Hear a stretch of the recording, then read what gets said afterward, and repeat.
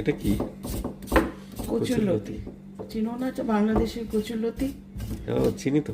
কোথা থেকে নিয়ে আসছি বলো? বাংলাদেশ থেকে? না না, বাংলাদেশ থেকে আনা সম্ভব। এটা হচ্ছে আজমান থেকে নিয়ে আসছে। তুমি তো অ্যান্সার সবই জানো।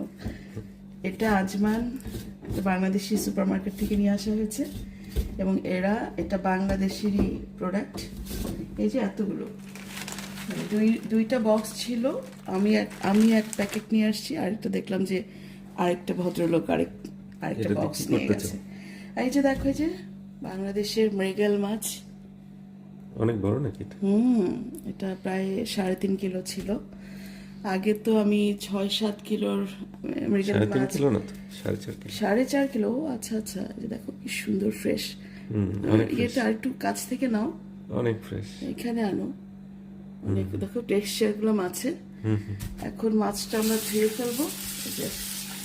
এই মৃগেল মাছ দিয়ে অবশ্যই আমরা কচুরলতি রান্না করবো না। কচুরলতি কি দিয়ে রান্না করবো বলো? কচুরলতি চিংড়ি মাছ? না, চিংড়ি মাছ কেন হবে?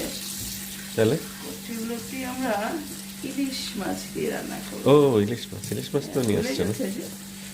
ও, এটা টেক্সচার তো সুন্দর। টেক্সচারটা সুন্দর, খুব সুন্দর। খেতেও টেস্ট। কি করে বুঝলা? কেন খেয়েছো না অলরেডি? তোমাকে যে ভাজি করে দিলাম ভুলেই গেলা? না না, ভুলে যাইনি। আর কচুরলতি বিদেশে, বাংলাদেশে এরকম যারা চাকরিজীবী মহিলাদের কত তো এই কষ্ট করে কেন কচুরলতি কেটে দেয়, আর এখানে দেখো আমি সব A to Z করতে হচ্ছে।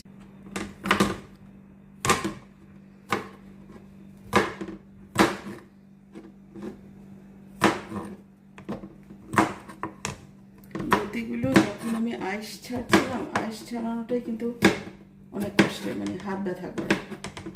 আর অনেকদিন পরে এই ধরনের কাজ করছি তো দেখো, ফ্রেশ লতি কাটতেও ভালো লাগে।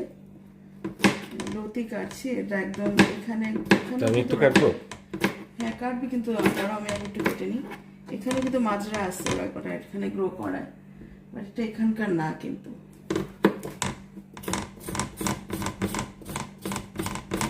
আইসগুলো থাকে কি, এটা হচ্ছে টেনশনের।